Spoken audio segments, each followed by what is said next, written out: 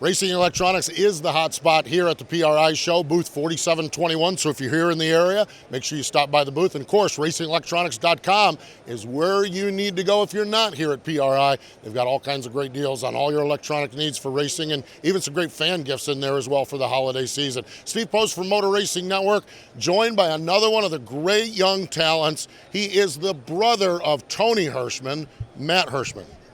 Hey, yeah, nice to talk to you. I'm sorry. Kevin Hughes, right there behind us, he said, we need to just bust you about your father. And he stood over here and watched, and the laugh was really, really good. This is the son of Tony Hirschman, Matt Hirschman. Let's try this again. How are you? Good, yeah, enjoying the PRI show. It's definitely good to be here.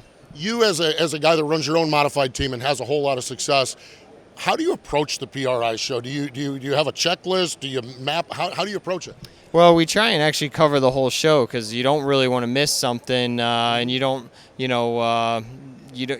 know what you might leave here with as far as picking up something new or working with a new company. So for me, it's twofold because we also have a speed shop, and then we do a lot of modified racing. So there's some booths you're visiting because you do a lot of business with them, and then there's other booths that you're interested in what product's going to go on your race car for next year. So it's very busy. Few days. It takes all 3 days really to cover it all. And make all the stops and talk to everyone you want to talk to. Boy, that is for sure. That is certainly the case.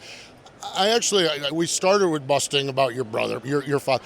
The Hirschman name, the family. Did you ever think of doing something not in racing, or is this kind of just the family tree that you were born into and what you wanted to do? Yeah, I know that's always what I said I was going to do or wanted to do, but it wasn't as a kid. That's what I always. Anytime they ask you at school, what do you want to be when you grow up, I always said I was going to be a race car driver, but I didn't actually start or turn my first laps until I was 17. So I was almost finishing with high school when I really got started, and things really, I didn't stay in one place very long. I started out at my local track, and after a season and a half, advanced to the next step, started touring more, traveling, accomplished some things on the Race of Champions series, eventually moved on to the Wheeling series. But when I say moved on, I never really moved away from my local roots or even, the next step being the Race of Champions onto the Wheeling Modified Tour, because I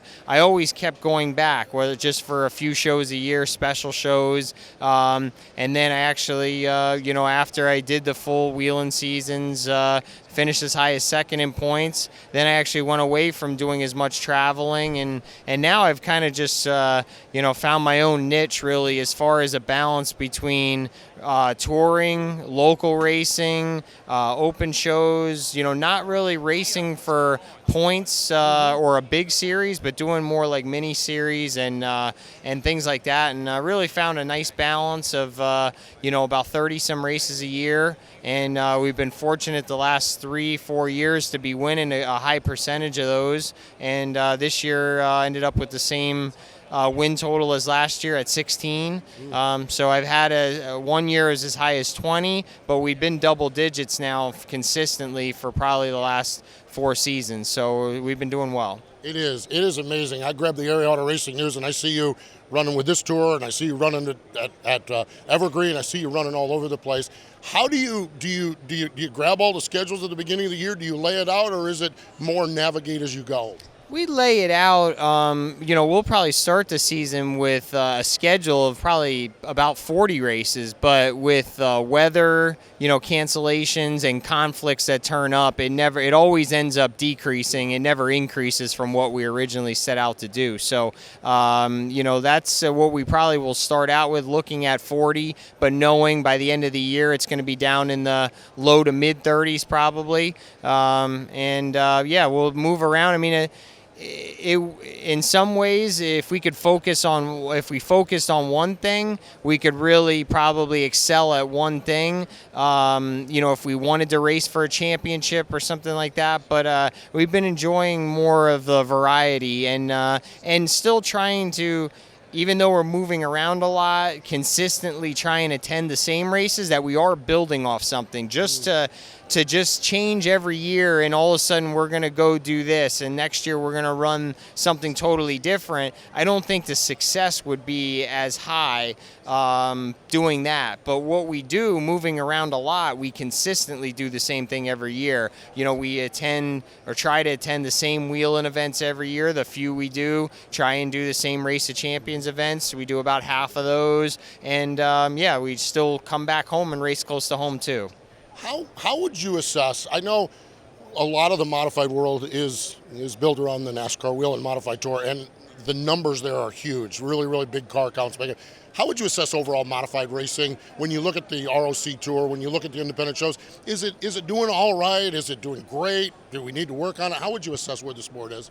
I think it's actually doing really well. There are times where there's probably too many options and it spreads things a little thin maybe when scheduling isn't laid out as well as it should be. But overall, I think the division's really strong and you know, the car counts are solid. Then there's times the perfect storm put it together. You know, we've had some races on the Tri-Track series where we're about 40 cars where, you know, qualifying is important to get in the show. Make sure you're in the show. You know, and then there's other times when things don't align very well and there's just too many options and the cars are spread out that you might see a field around 20 or high teens or whatever. But overall in the Northeast, the division's really solid. You know, there's a lot of options, which is good, but at times, you know, there may be too many that the car counts aren't as good as they could be. But overall, you know, I'm really excited about what is out there for modified racing. Well, we are too. I love the modified racing. We wish you the best as you work into next year, and appreciate you stopping by the RE booth here. Yeah, thank you. It's good to be associated with RE and a lot of the companies, all the companies that are here that we use their product of, you know, it's important to have these relationships and continue them. And this is the only place that you are going to put all of them together and we can, you know, see everyone in one weekend. Absolutely. That is Matt Hirschman. Now, in my mind, I was doing some math. He's running low 30s as far as the number of races. He's winning 16 to 20.